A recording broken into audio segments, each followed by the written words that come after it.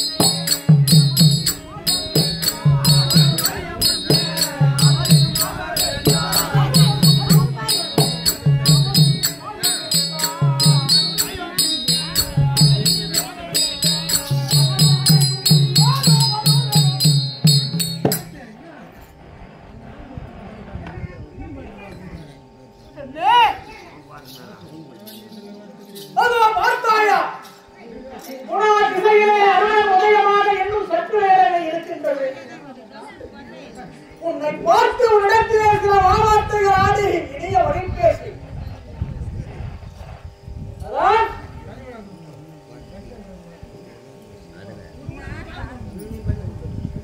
என்னதான் எடுத்துரைத்தாலும் எடுத்த வாசித்தாலும் பெண்குட்டி பெண்குட்டி என்றல்லவா சொல்லுவார்கள். அதை போன்று திரையை வளர்த்திருக்கிறாய், இடத்திலே பேச மாட்டாயா?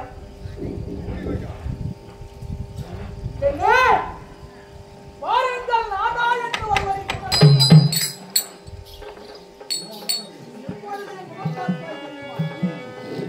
நீ எப்பொழுது இடத்திலே ஓடி வருவாய் தெரியுமா?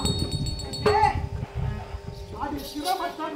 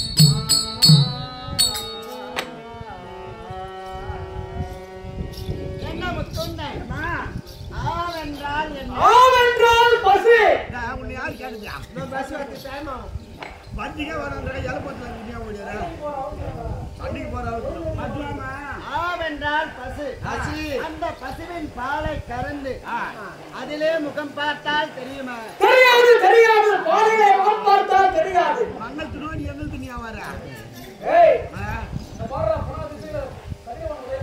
என்ன உன்னை தவிர வேற யாருன்னா இங்க வாய திறந்தாங்கன்னா என்ன பண்ணுவேன் தெரியுமா? என்ன பண்ணுவேன்? ஏய் கும்பச்செடியிலே தூக்கு மாட்டிட்டு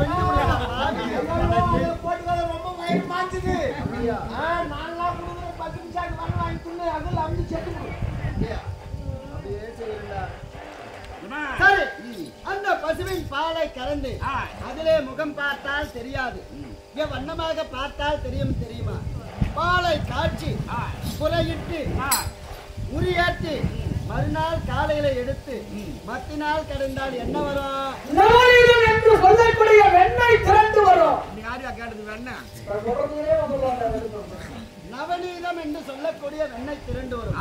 அந்த வெண்ணெயை எடுத்து அனலிலே காய்ச்சி ஒரு தங்க கிண்ணத்திலே ஊற்றி பார்த்தால் என் வண்ணமாக தெரியும். கண்ணாடியில் முகம் பார்த்த பாவனையாக பரச்சென்று தெரியும். ஆமாம், கண்ணாடியில் முகம் பார்த்த பாவனையாக தெரியும் அல்லவா? அன்னவர் குலகோத்திரத்தை அன்னவர் எப்படி கூறுகிறார் என்றால் பாலிலே முகம் பார்த்த பாவனையாக அன்னவர் கூறுகின்றார். ஆனால் நெய்யிலே முகம் பார்த்த பாவனையாக அவர் எங்கு பிறந்தார், எங்கு வளர்ந்தார், எப்படி பாண்டவருக்கு தாயாகி அவர் குலம் என்ன, அவர் கோத்திரம் என்ன, அவர் ஜாதி என்ன, அவர் ஜனம் என்ன விளக்கமா சொன்னார்னா தாம்பலம் கொடுக்க தயார்னு சொல்றாங்க. மேல் தோயகுளத்துல போறியா, வேட்டூர் போறியா, பாட்டாளி போறியா, ஆத்தூர் போறியா, ஆட்டு சிந்தாலா, கருத்து சிந்தாலா, கனிவரம் ஒண்டி போறியா, போறியா, கை வச்சா, கால் வச்சா, பாடவருக்கு எப்படி பங்காளி வளவரியா சொன்னா தாமரம் கொடுக்குறாங்க. ஓ இல்ல அந்த மாதிரி சொன்னா ரெடி, இதெல்லாம் தாமரம் கிடையாது. சரியா போ.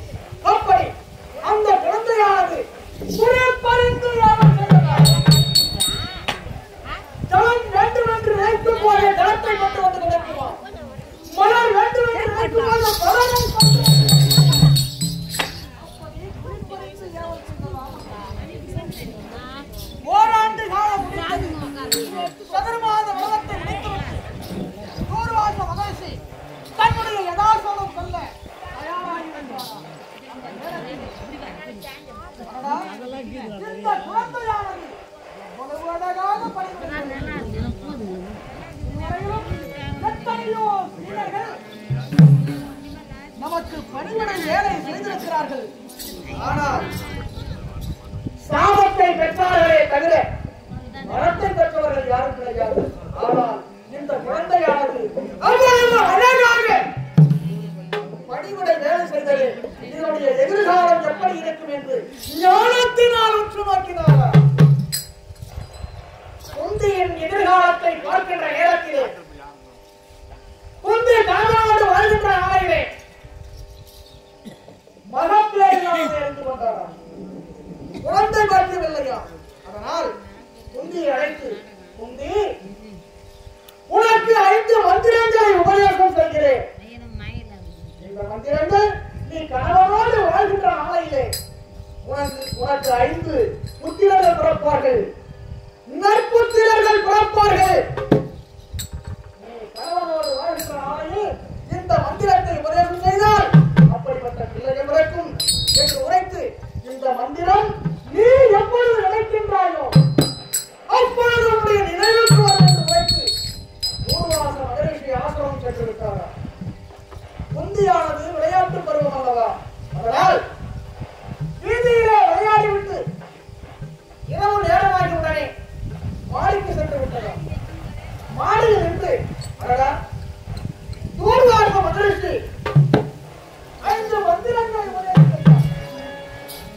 அந்த மந்திரத்தின் சூரிய மந்திரமாயிற்று. இது ஒரு இரவு நேரமாயிற்று. இந்த இரவு நேரத்திலே முதல் மந்திரத்தை வாசித்தால் சூரியன் வருவாரா? இது இரவு நேரமாக இருக்கிறதே, வரமாட்டார் என்ற அவநம்பிக்கையால் முதல் மந்திரமான சூரிய மந்திரத்தை உபதேசம் செய்ததா? அந்த நேரத்திலே அந்த மந்திரத்தின் சக்தியானது கதிரவன் 1000 நெரிசோலைகளை நீக்கி அழகான தோற்றத்தோடு எதிரே வந்து நின்றாராம்.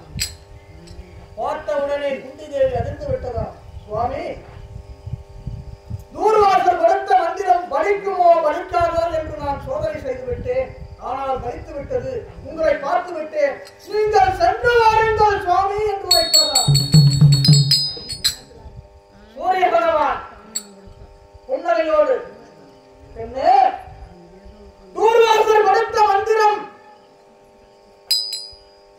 உனக்கும் எனக்கும் ஒரு குழந்தை பிறக்க வேண்டும். அதுதான் இந்த மந்திரத்தின் பலன், தூர்வாச மந்திரத்தின் பலன். இல்லை என்றால் தூர்வாசர் சாபத்திற்கு ஆளாகி விடுவோம் என்று உரைத்தாராம். என்ன சுவாமி, எனக்கு ஒரு குழந்தையா? சுவாமி, நானோ கண்ணி பருவமாக இருக்கின்றேன், 5 வயதான குழந்தையாக இருக்கின்றேன். எனக்கு ஒரு குழந்தையா? வேண்டாம் வேண்டாம் சுவாமி, வேண்டாம் என்று உரைத்தாராம். சூரிய பகவான் விடவில்லை. அந்த நேரத்திலே சூரிய பகவான்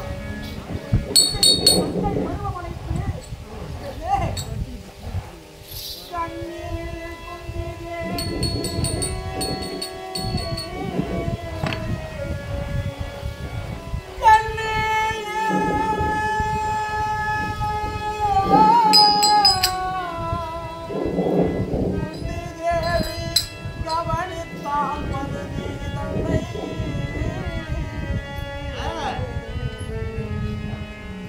வண்ணமாய் கதிரோன் வந்து வனப்பன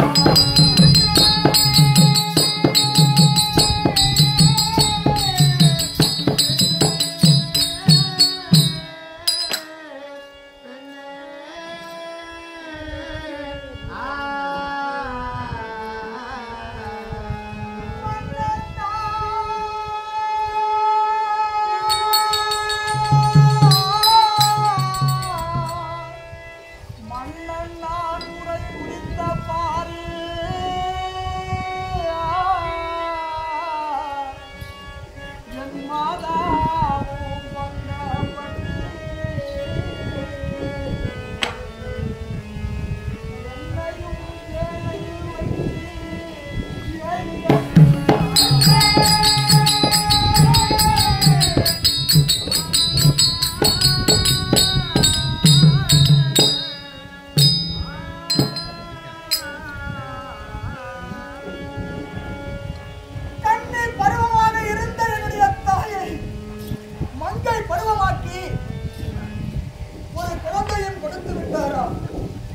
தேவி அழுகிறதா? என்னுடைய தாயான குந்தி தேவி அழுகிறதா? சுவாமி, கன்னி பருவத்திலே இருந்த எனக்கு மங்கை பருவம் அழைத்து எனக்கு ஒரு குழந்தையை கொடுத்து விட்டீர்களே சுவாமி. பொழுது விடுத்தால் இந்த நாட்டு மக்கள் எல்லாம் என்னை பார்த்து மறைப்பார்களே. முந்தையானவள் கணவன் யார் என்றே தெரியாமல் ஒரு குழந்தையை பெற்றுவிட்டால் இவள் யாரிடத்தில் இந்த குழந்தையை பெற்றாளோ என்று இந்த நாட்டு மக்கள் எல்லாம் என்னை இனிவாக பேசுவார்களே சுவாமி. இனியும் நான் உயிர் வாழ மாட்டேன் சுவாமி என்று எழுந்து கொண்டிருக்கின்றதா? சூரிய பகவான் குந்தி, நீ அழ வேண்டாம். அரண்மனை சென்று ஒரு பெட்டியை தயார் செய்து அந்த பெட்டியிலே நிறைவேந்த மணிகளை முத்துக்களை நிரப்பி நீ அணிந்திருக்கும் ஆடையிலே வைத்து இந்த குழந்தையின் அருகாமையில் ஓடுகின்ற அப்பை ஆற்றிலே விட்டுவிடு. இந்த குழந்தை வளர்ந்து பெரியாராக வருவார். அப்பொழுது நீ தெரிந்து கொள்வாய். நீ அழ வேண்டாம். இதோ உனக்கு கண்ணீர் பருவம் மங்கை பருவம் நீங்கி மீண்டும் உனக்கு கண்ணீர் பருவம் அளிக்கின்றேன். உன்னுடைய கருத்திற்கு எந்தவித வகையும் வராது என்று உரைத்து சூரிய பகவான் வரைந்து விட்டாரா? குழந்தையை பெற்றெடுத்த என்னுடைய தாய் குந்தி தேவியானது குழந்தையை பெரிய மனதானது அரண்மனைக்கு சென்று ஒரு பெட்டியை தயார் செய்து இந்த பெட்டியிலே உயர்ந்த மனிதர்களின் முத்துக்களையும் நிரப்பி தான் அணிந்திருந்த ஆடையும் அதிலே வைத்து செம்மையும் அந்த பெட்டியிலே வளர்த்து அருகாமையில் ஓடுகின்ற ஆற்றிலே விட்டு விட்டபடி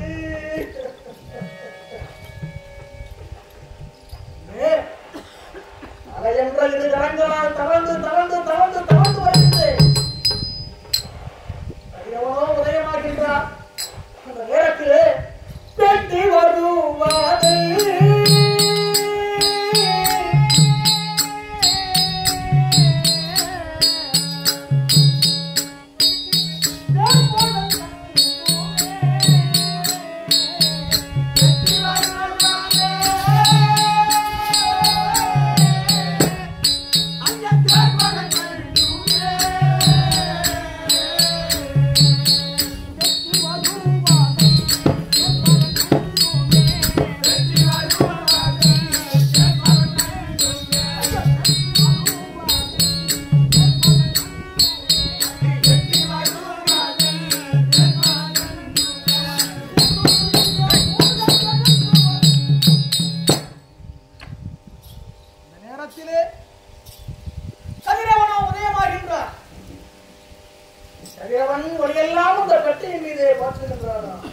அந்த பெட்டியோ தகதகம் என்று எண்ணிக்கொண்டு வருகிறதா?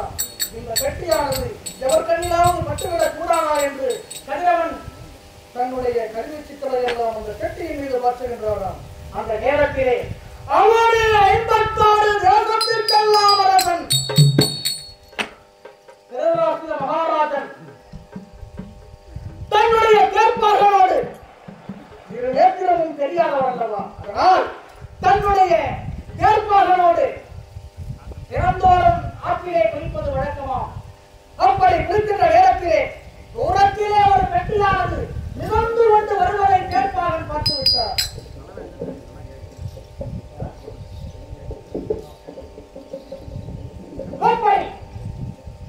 மன்னா, ஒரு பெட்டியானது இந்த ஆற்றிலே மிதந்து கொண்டு வருகிறது என்று மன்னனிடத்திலே உரைத்தார். மன்னனோ கேட்பாக அந்த பெட்டி எடுத்து வா என்று உரைக்க பெட்டி எடுத்து வந்து மன்னரின் முன்வைத்து திறந்து பார்க்கின்ற நேரத்திலே சூரிய பிரகாசம் போன்று இந்த குழந்தை நான் இருந்தேனா? குழந்தையை பார்த்து பூர்வாசம் குழந்தையை பார்த்து திருதராஷ்டிர மகாராஜன் கேட்பாக உனக்குத்தான் மகப்பேர் இல்லாமல் இருக்கிறாயே, குழந்தை பாக்கியம் இல்லாமல் இருக்கிறாய், அதனால் இந்த குழந்தையை நீ வளர்த்துக் கொள் என்று உரைத்தாரா? ஆஹா, குழந்தை கிடைத்த மகிழ்ச்சியினால் கேட்பாகன் அருகாமையில் இருந்த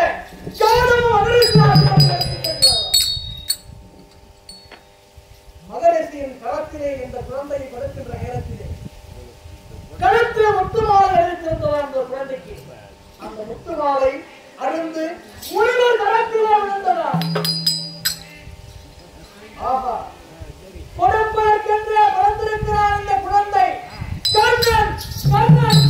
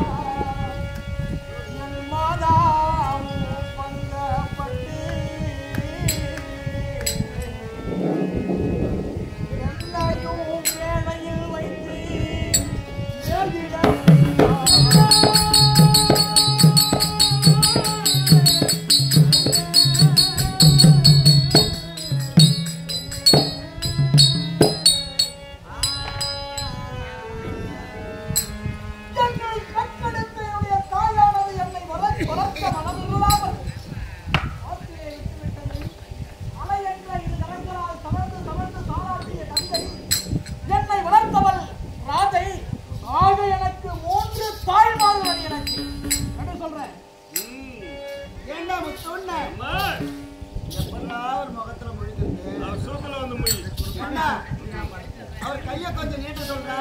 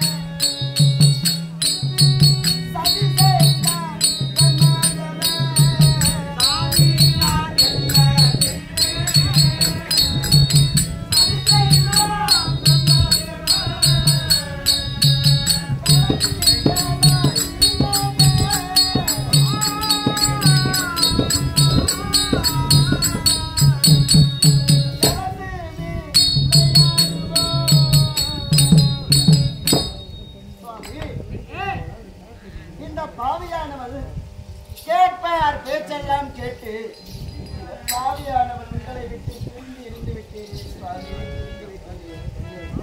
சுவாமி. அப்படி பிரிந்த நானோ நான் எப்படியெல்லாம் இருந்தேன் தெரியுமா சுவாமி? எப்படியெல்லாம் இருந்தேன் தெரியுமா? நான் தலையில் தாயில்லா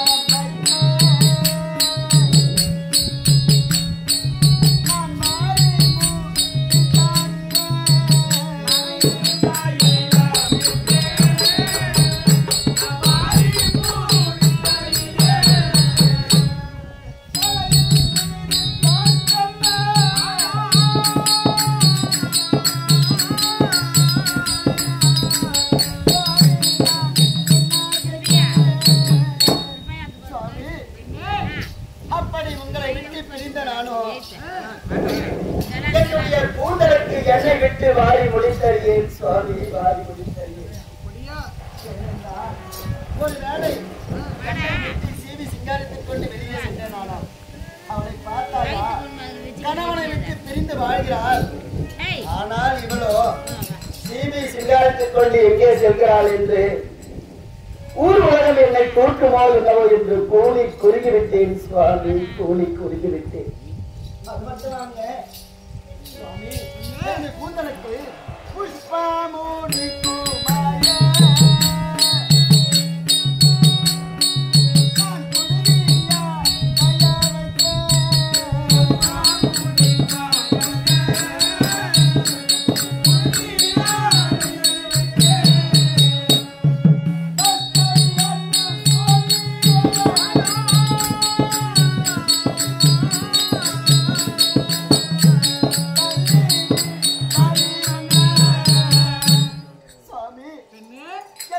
கூந்தலுக்கு பூ வைத்து நான் அறியேன் சுவாமி, பூ வைத்து நான் அறியேன். ஏன் இப்படி இருக்கிறாய்? உங்களை விட்டு பிரிந்ததனால் சுவாமி. பார்த்தாயா எத்தனையோ குடும்பங்களில் கணவனின் பெருமை தெரியாமல் பெண்கள் இப்படித்தான் சண்டையிட்டுக் கொள்கிறார்கள். ஆமாம் சுவாமி, அவர்கள் எல்லாம் இந்நிலைதான் இருக்கிறது. ஆமாம் சுவாமி. பார்த்தாயா சுவாமி, மன்னவா என் பிராணநாதா மதிமுகா பாராயண என்னமாய் இருந்தேன் பாரே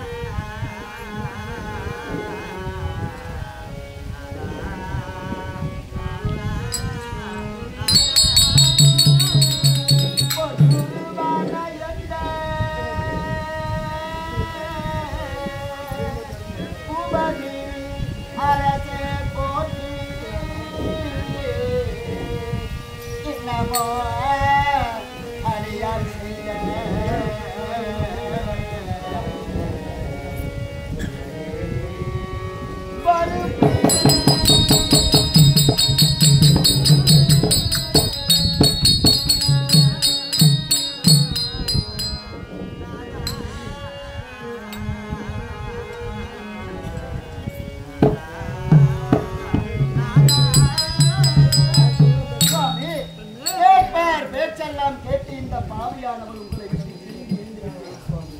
நீங்கள் எப்பேற்பட்டவர் தெரியுமா சுவாமி? உங்கள் மகிமை என்ன பெற்று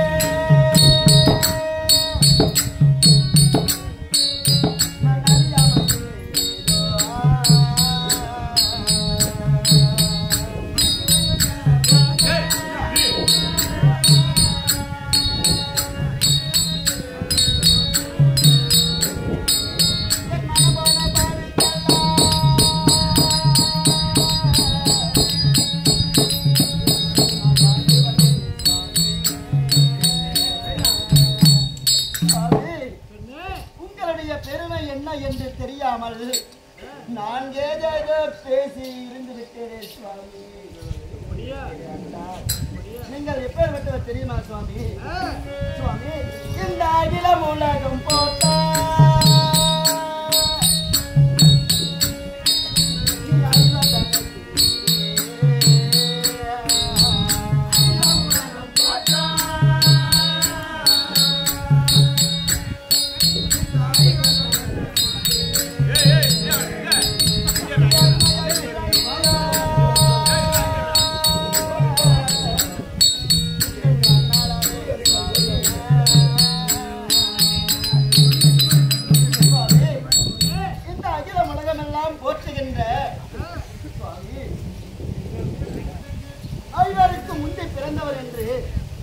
பாவியானவளுக்கு தெரியாமல் இருந்து விட்டேன் சுவாமி. தெரியாமல் தெரிந்து கொண்டாயா? தெரிந்து கொண்டேன் சுவாமி. அது மட்டுமா சூரிய நாராயணமூர்த்தி ஆமாம் சுவாமி. அந்த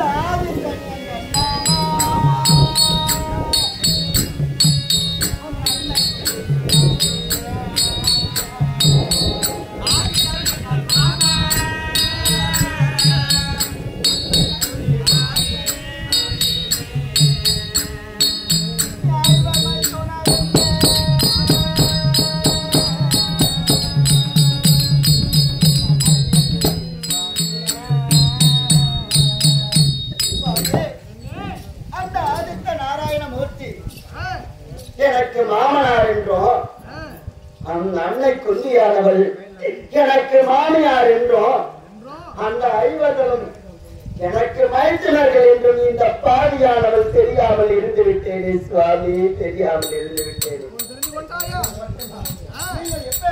தெரியுமா? ஒரு ஒளிவட்டமா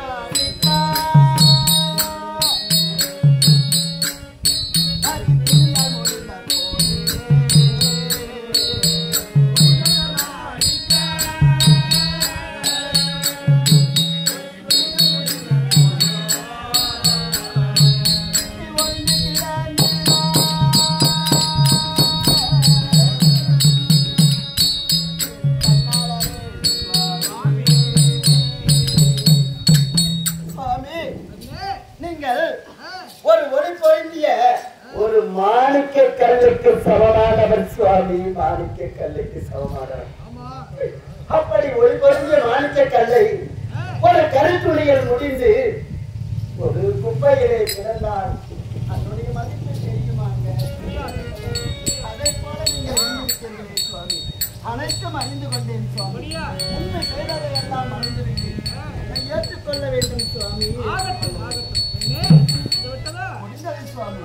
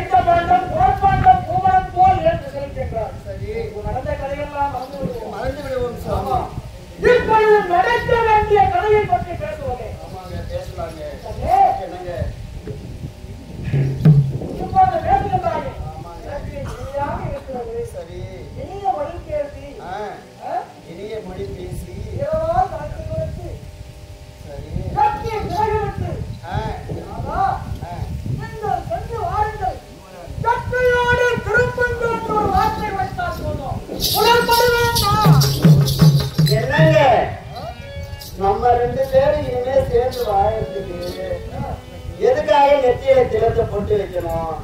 வீரவாளை எதுக்கு கையில கொடுக்கணும்? எதற்காக அழைத்தீர்கள்? நாம் இருவரும் கூடி வாழ்வதற்காக. ஆமாங்க, நம்ம 2 பேரும் சேர்ந்து வாழலாம்ல. காலம் கடந்து விட்டது. வாழ முடியாதா?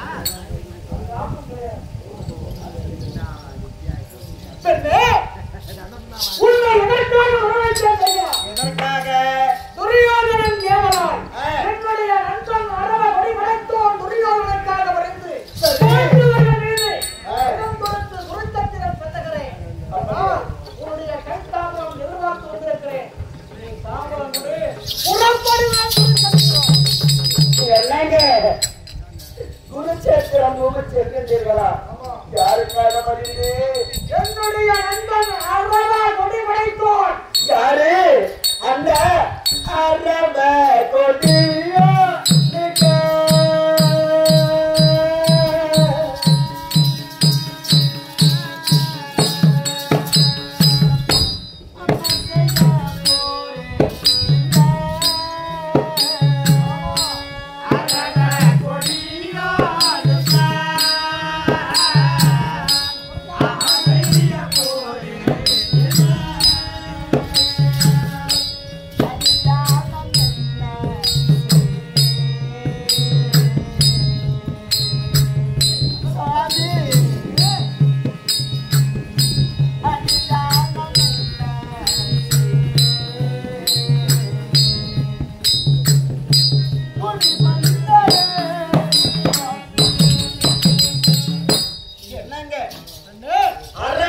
சொல்லக்கூடிய கொடிய பாம்பின் விஷத்தன்மையுடைய அந்த துரியனுக்காக பரிந்து நீங்கள் அந்த துரிய யாருங்க? ஒரு இரவனுக்காக பரிந்து சொந்த தம்பிமார்களையே எதிர்ப்பதனால் என்னங்க இது? என்னங்க நேரம்?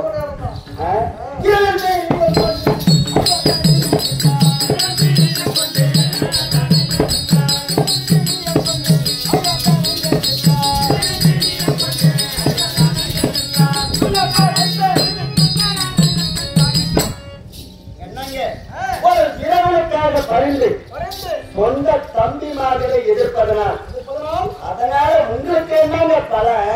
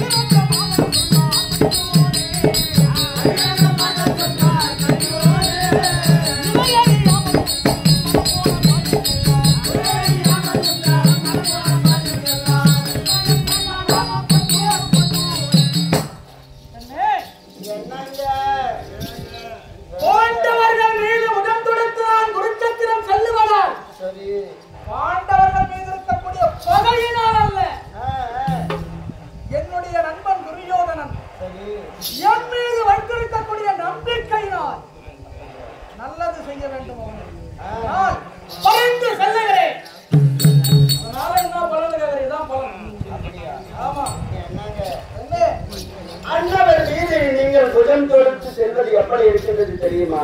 எப்படி இருக்கிறது? எப்படி தெரியுமா? என்னங்க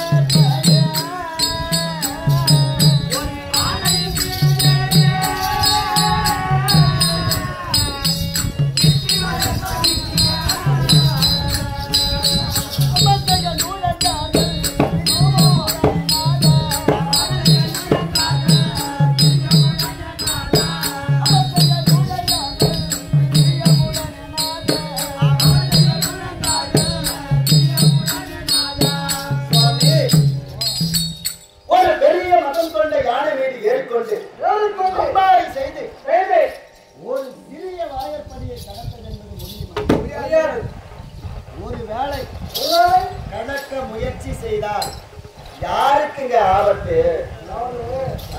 சின்ன பசங்களை கேட்டாலும் சொல்லுவாங்க. அப்படியா? ஏன்னா ஒரு மதம் கொண்ட யானையின் மீது ஒரு வீர வாலிபன் அந்த யானையின் மீது அமர்ந்து ஒரு சிறிய வாய்ப்படியை கடப்பதற்கு கற்றுட்டான். அதனால ஆபத்தா வரும். யாருக்கு ஆபத்துன்னு கேட்டேன். அந்த யானைக்கும் அந்த யானையின் மீது செல்லக்கூடிய அந்த வீரனுக்கும் ஆபத்து வரும். ஆமாங்க. என்னங்க நீங்கள் உங்களுடைய துரியனுடைய சபையில் இருக்கின்றீர்களே, அந்த துரியன் பெரிய மதம் கொண்ட யானையாக கூட இருக்கலாம். அன்பதற்காக நீங்கள் பரிந்து சென்றால் கிட்டி வாயற்படியாக கூட இருக்கலாம் பாண்டவர்கள். ஆமா, ஒரு வேலை சென்றால் உங்களுக்கு தாங்க ஆபத்து. ஆமாங்க.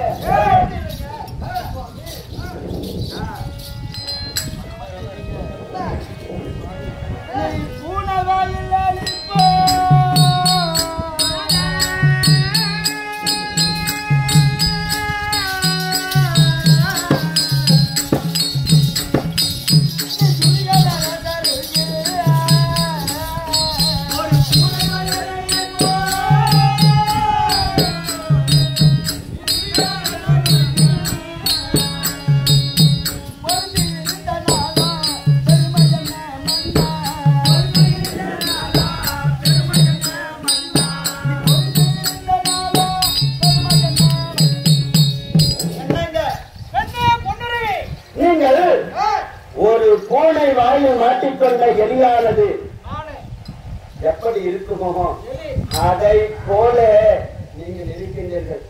அதனால் அன்னவருடைய சபையில் இருக்கின்ற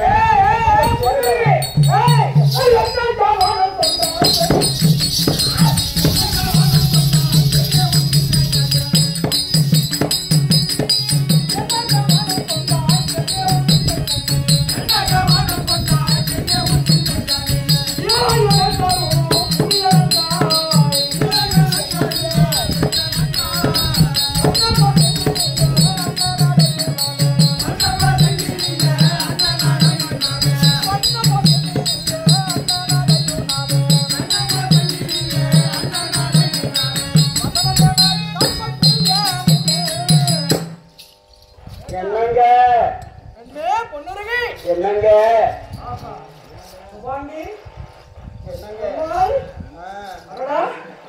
எவ்வளவு அழகான உன்னை அந்த பிரம்மம் எனக்கென்றே படைத்திருக்கிறார். உன் அழகுக்கு இந்த உலகத்திலே யாரும் வீடு கிடையாது.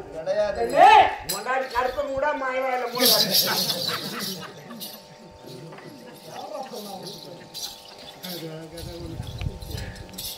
பெண்ணே